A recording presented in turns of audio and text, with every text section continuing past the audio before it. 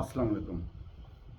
বাংলাদেশে জনপ্রিয় কোনো রাজনৈতিক দল বা নেতা কেন জনতার ম্যান্ডেট নিয়ে সৎ, বলিষ্ঠ, খুব শক্তিশালী নিজে নেতা এবং তার নেতৃত্বে কোনো রাজনৈতিক সংগঠনকে রাষ্ট্র ক্ষমতায় এনে সততার সাথে রাষ্ট্র পরিচালনা করতে পারছে না, দীর্ঘ সময় রাষ্ট্রের উন্নয়নের জন্য কোনো অবদানই রাখার মতো কোনো নেতা হচ্ছে না বা নেতৃত্ব তৈরি হচ্ছে না বাংলাদেশে।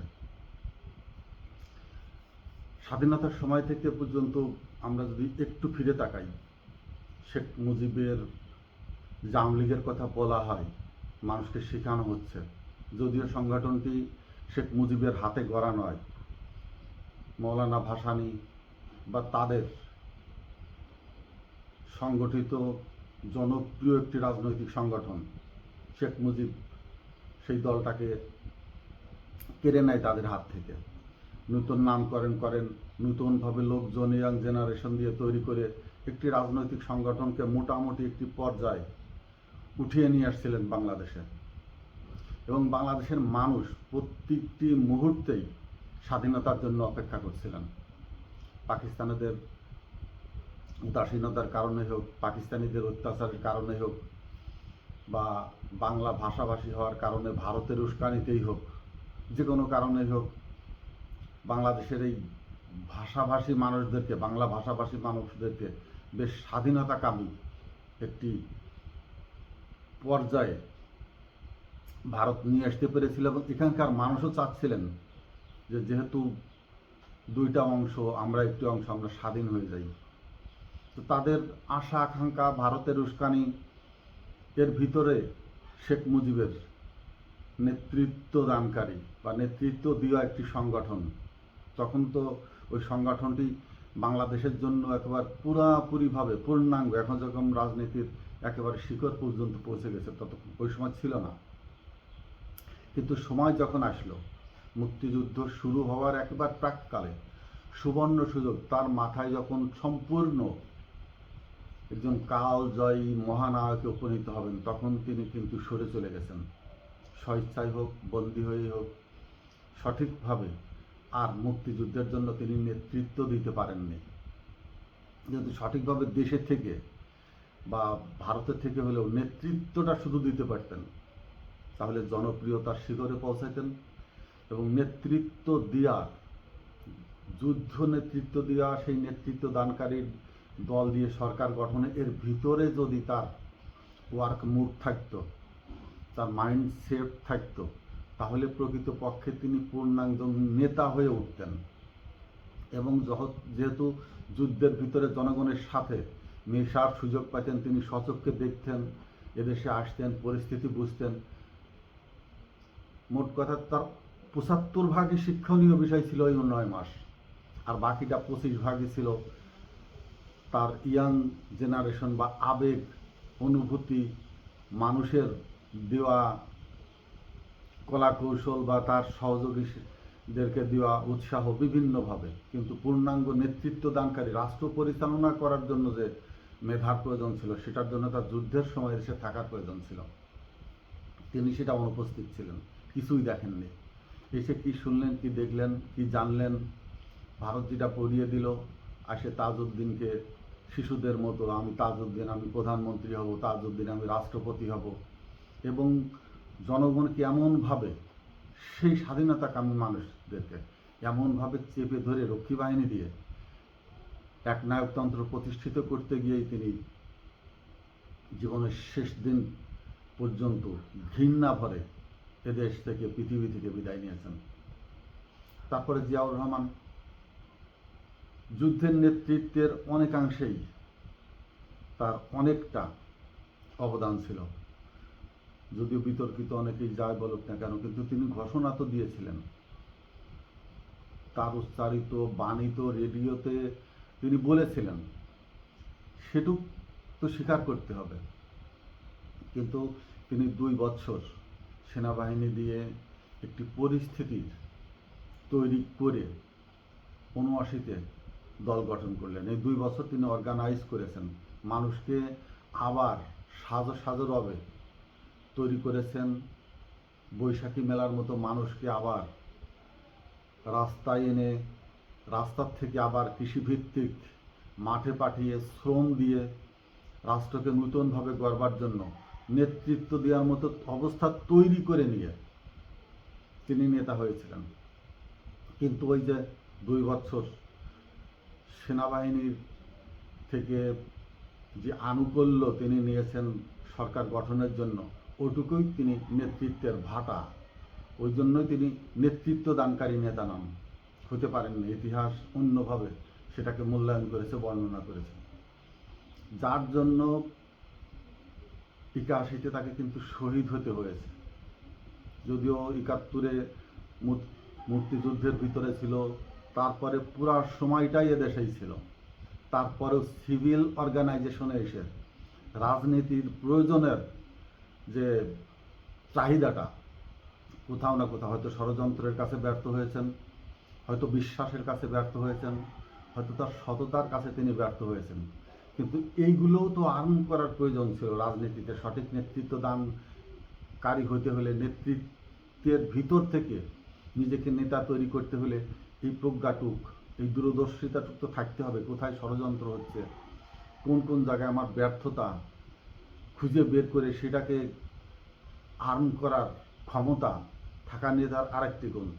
সেই জন্য তিনিও হয়তো পূর্ণাঙ্গ নেতৃত্ব দানকারী নেতা হতে পারেননি। একটি দল গঠন করেছেন, সেটা পরিস্থিতি তাকে বাধ্য করেছেন দল গঠনের জন্য বা রাষ্ট্রের প্রধান হওয়ার জন্য। তারপরে এরশাদের কোনো ভূমিকাই নেই এদেশের, যে কোনো কারণেই হোক, কোনো কিছুর ভিতরেই আমি তার ভূমিকা দেখি না। তৈরি একটি জায়গা পেয়েছিলেন, ক্ষেত্র পেয়েছিলেন, যে কোনো কারণেই হোক, রাজনীতির যে নেতৃত্বের সংজ্ঞা, তার ভিতরে তার মহানুভবতা অনেকটাই নেতৃত্ব অনুপস্থিত ছিল। যে কোনো কারণে তার দলটিও এখন বিলুপ্ত প্রায়। বাংলাদেশে আর তাকে খুঁজতে হলে ওই বিলিয়ে পলো দিয়ে মাছ ধরার মতো, পলো দিয়ে খুঁজে বেড়াইতে হবে জাতীয়তাবাদী পার্টি কোথায় আছে, জাতীয় পার্টি কোথায় আছে, কে আছে, এরকমের অবস্থা। দেখেন একেবারে শেষে ইমিডিয়েটলি যেটা হলো শেখ হাসিনা, তারপরে শেখ হাসিনা ম্যাডাম খালেদা জিয়ার নেতৃত্বে যদি বলি, একটি তৈরি দেশ, তৈরি দল, একেবারে সমস্ত কিছুই প্যাটার্নের ভিতরে তিনি আসছিলেন। প্রথমবার সেই প্যাটার্ন দিয়ে রাষ্ট্র পরিচালনা করে গেলেন, কিন্তু পরের বার যে কোনো কারণেই হোক, দলের অভ্যন্তরীণ ষড়যন্ত্রের কারণে হোক, দূরদর্শিতা ছিল। জিয়াউর রহমানের ভিতরেও, তার ভিতরে বড় একটা মানসিকতা ছিল দেশকে ভালোবাসবার, গড়বার, কিন্তু অভ্যন্তরীণ ষড়যন্ত্র তাকে ভেঙে চুরমার করে দেয়। ষড়যন্ত্র, এই প্যালেস কনফারেন্সে এত বড় ভয়ানক একটি জিনিস, এবং সারা পৃথিবী জুড়েই এর অত্যন্ত প্রভাব। তিনি যেভাবে ক্ষমতায় গেলেন দলের ভিতরের ষড়যন্ত্রের জন্য, ঠিক শেখ হাসিনাও বাবার নাম বেঁচে খাচ্ছিলেন, 71-এর নাম বেঁচে খাচ্ছিলেন, কিন্তু তিনিও তো নেতৃত্ব দিয়ে দল গঠন করেননি বা নেতৃত্ব দিয়ে নেতা হননি। বাবার তৈরি দল, এদেশের জনগণের তৈরি রাজনৈতিক অবকাঠামো, বাবার নাম বেচার সুযোগ, এবং নিজের ওই বাবার মতো হুঙ্কার, হুমকি ধামকি, মানুষকে ভয় ভীতি দেখিয়ে নিজে যতটুকুন পেরেছে বাকিটা অন্য কাউকে দিয়ে করে নিয়ে একটি স্বৈরা শাসকের পর্যায়ে গিয়ে দেশ পরিচালনা করে যাচ্ছিলেন। আদতে তার ভিতরে রাষ্ট্র পরিচালনা করবার মতো কোনো দক্ষতাই নেই, কিন্তু একজন সন্ত্রাসী চাঁদাবাদী, বাবার মতোই সন্ত্রাসী চাঁদাবাদী, শেখ মুজিবুর চাঁদাবাদী ছিলেন, সন্ত্রাসী টাইপ নেতা ছিলেন। এইগুলো তার ভিতরে, তার রক্তে প্রবাহিত হচ্ছিল। কিন্তু প্রকৃতপক্ষে নেতৃত্ব দানকারী জনপ্রিয় একজন নেতা শেখ হাসিনা কখনোই হতে পারেননি। এবং আওয়ামী লীগের ভিতরে তার জনপ্রিয়তা শুধু এইখানেই তৈরি হয়েছে, ভারতে প্রচুর দালাল, মুসলিম দালাল হোক, হিন্দু দালাল হোক, ভারতের অনুকম্পা নিয়ে, ভারতের থেকে সাহস নিয়ে দিল্লির গোলামি ভিত্তের একটি বড় অংশ ওই দলের ভিতরে রয়ে গেছে। এই জন্যই দলটি শক্তিশালী, কিন্তু শেখ হাসিনা নয়। শেখ হাসিনা শক্তিশালী হলে তো তিনি ভারতকে বলেছিলেন বাংলাদেশে অ্যাটাক করতে, বা ভারত ইচ্ছা করলে শক্তি প্রয়োগ করে হলেও যে কোনোভাবে হোক শেখ হাসিনাকে দেশে রেখেই অন্যভাবে অন্য কিছু করতে পারতেন। ভারতীয় বিমান একটা চক্কর দিয়ে গেলেই হয়ে যায়। তা আইন কানুন কিচ্ছু না, জাতিসংঘের আইন কে মানছে? ইসরায়েল ইরানে যেসব আক্রমণ হচ্ছে, রাশিয়া ইউক্রেন যুদ্ধ হচ্ছে, কোথায় জাতিসংঘ, কোথায় কি? এগুলো শক্তিশালী দেশগুলো মানে না, কারণ তারাই ওটাকে নিয়ন্ত্রণ করে, তারাই ওটাকে তৈরি করে রাখছে দুর্বল গরিব রাষ্ট্রগুলোকে কন্ট্রোল করার, নিয়ন্ত্রণ রাখার জন্য, যেন তাদের উপরে কেউ কথা বলার সুযোগ না পায়। এই জন্য এগুলো ভুয়া জিনিস। ভারত পারত, কিন্তু ভারত আমলিগকে শেল্টার দেয়, শেখ হাসিনাকে দেয়নি, কারণ শেখ হাসিনার ভিতরে নেতৃত্বের জায়গাটা খুঁজে পায়নি। শেখ হাসিনার মানসিকভাবে দুর্বল ছিলেন ক্ষমতায় থাকার জন্য। ক্ষমতায় থাকার জন্য তিনি লোভনীয় এবং একজন শৌখিন চাহিদা সম্পন্ন নারী ছিল, লোভী ছিল খুব। এজন্য ভারত তাকে ব্যবহার করবার, যত ধরনের যা করবার সেটা করে এনেছে। কিন্তু ভারত মৌলিক ফান্ডামেন্টালি যে পলিটিক্যালি লিডারশিপ হাসিনার ভিতরে পায়নি, নেই। ভারতের রয়ের বিজ্ঞ অফিসার বা ভারতের রাজনীতি অত্যন্ত দক্ষ ব্যক্তিদের দ্বারা গবেষণা করা হয়, টেবিল ওয়ার্ক করা হয়, তারা এগুলো খোঁজে, বোঝার চেষ্টা করে। সে নেতৃত্ব দানকারী কোনো নেতা নয়, ক্ষমতায় থাকবার জন্য একজন লোভী মানুষ, যার জন্য সে নিজের শরীরের শাসক হয়ে উঠেছিলেন এবং ভারত যা চাচ্ছিলেন সেভাবেই দিয়ে যাচ্ছিলেন।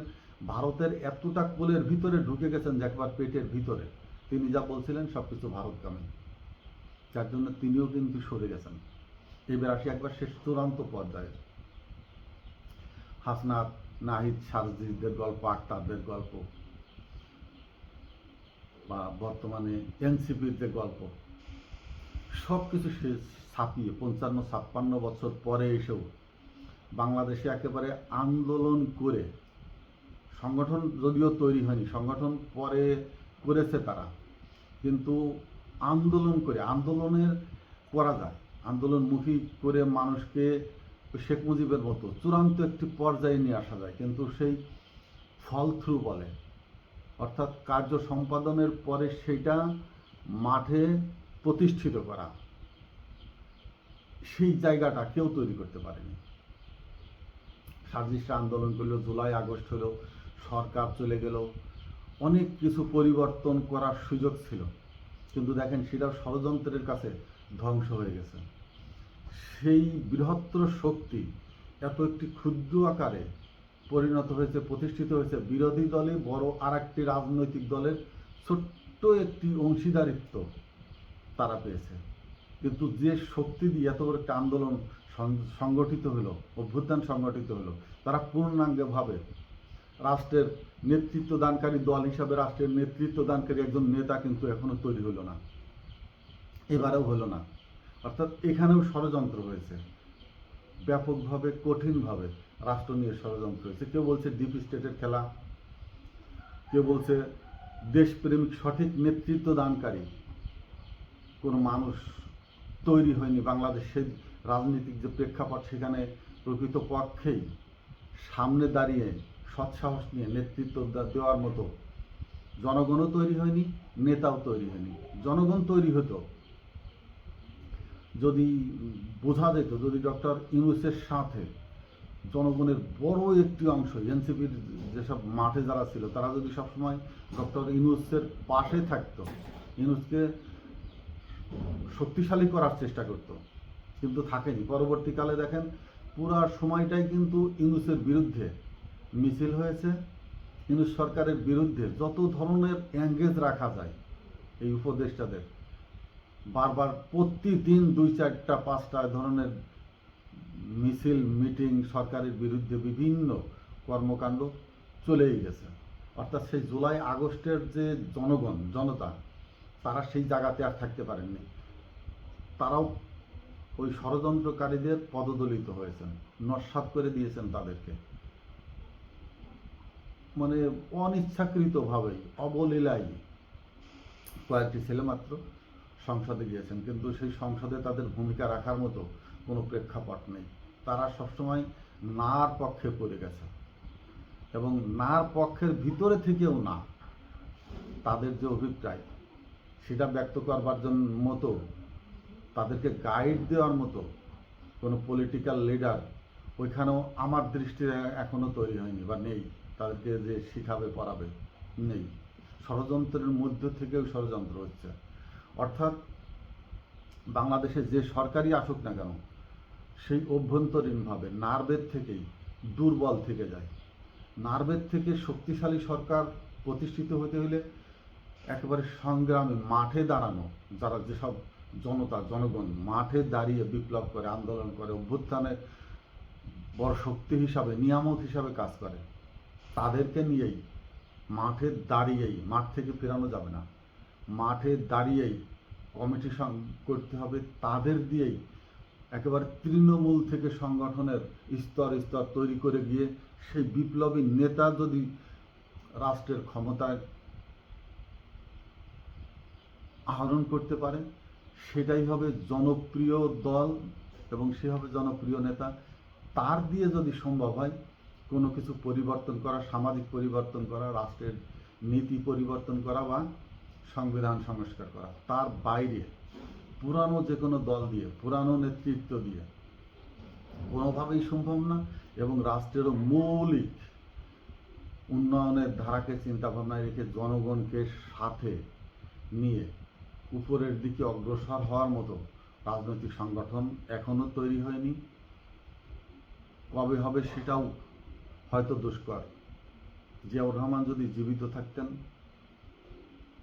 কিছুটা পারতেন, কিন্তু আমি আগেই বলেছি যে নেতৃত্বের দানকারী যে দূরদর্শিতা এবং নিজেকে নেতৃত্ব দেওয়ার মতো সময়ের সাথে তাল মিলিয়ে পরিবর্তন করা, নিজেকে আরও অ্যাকচুয়ালি ইন্টেলিজেন্সি করে তোলা, চতুর্দর্শী চতুর্মুখী ইন্টেলিজেন্সির ভিতরে ঢুকে নিজেকে নেতৃত্ব দেওয়ার মতো একটি নেতা প্রতিষ্ঠিত করা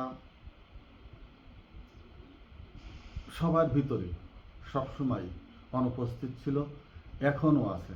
যিনি এখন রাষ্ট্রপ্রধান, বাবার বানানো দল, মায়ের কিছুটা হলেও গোছানো দল, সংগঠিত দল, কিন্তু তিনি নিজেকে নিয়ন্ত্রণ রাখতে পারছেন না।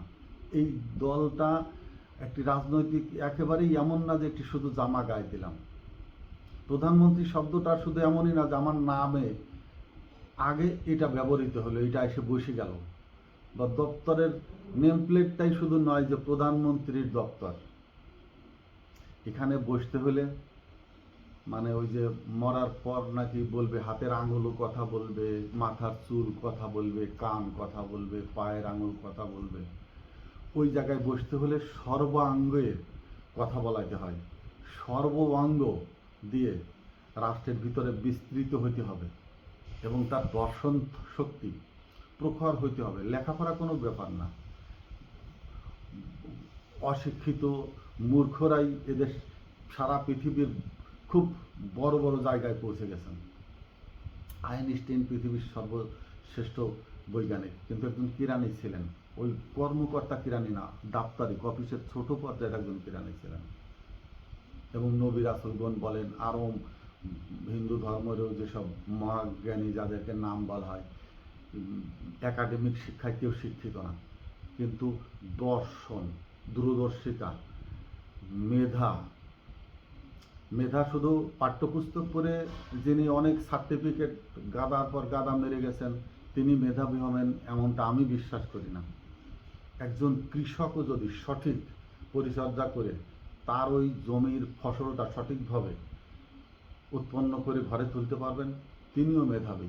যার যার কাজের উপরে তার তার মেধা বিকশিত হয়, তার তার মেধা প্রয়োগ হয়। অর্থাৎ রাজনীতি করতে হলে রাজনীতির যে মেধা প্রয়োজন, চতুরতা প্রয়োজন, অত্যন্ত চতুর্মুখী বুদ্ধিমত্তার প্রয়োজন, সেই জায়গাটা পৌঁছাইতে পারলে মোট কথা নেতৃত্ব দানকারী একজন নেতা হওয়া সম্ভব। নইলে ওই নিজে নেতা হবার জন্য চারপাশে নেতৃত্ব দেওয়ার জন্য নেতা তৈরি করে ছেড়ে দিলেন, তারাই চালাবে, তারা দেশও চালাবে, তারা আপনাকেও চালাবে। ঠুনকো কাচের বোতল গ্লাসের মতো টেবিল থেকে পড়লেই ভেঙে যাবেন, নিঃশব্দে একেবারে চূর্ণ বিচূর্ণ হয়ে যেতে হবে। দেশ চালানোর জন্য নেতা তৈরি করতে হবে না, আমি তাদেরকে চালাবো, সেই মেধা নিজের থাকতে হবে। তারা যেন বুঝতে পারে যে আমি কিছু জানি। আমার অদক্ষতা যদি আমার আন্ডার গ্রিপ ম্যানরা বুঝে ফেলে, জেনে ফেলে, আমাকে তারা ব্যবহার করবে। এই জায়গাগুলো বোঝার শক্তি সম্পন্ন একজন নেতৃত্ব দানকারী নেতা বাংলাদেশে এখনও আসেনি, যার জন্যে বাংলাদেশের যে নার্ভ শক্তি ভিতর থেকে জনগণের শক্তিকে, যে রাজনীতিকে প্রতিষ্ঠিত করা, জনগণের নাগরিকদের যে শক্তিকে একীভূত করে রাষ্ট্রের কাজে লাগানোর যে নেতৃত্ব দানকারীর মতো একজন শক্তিশালী নেতা এখনও তৈরি হয়নি। ভবিষ্যতে কবে হবে আমরা প্রত্যাশায় থাকলাম। আসসালামু আলাইকুম।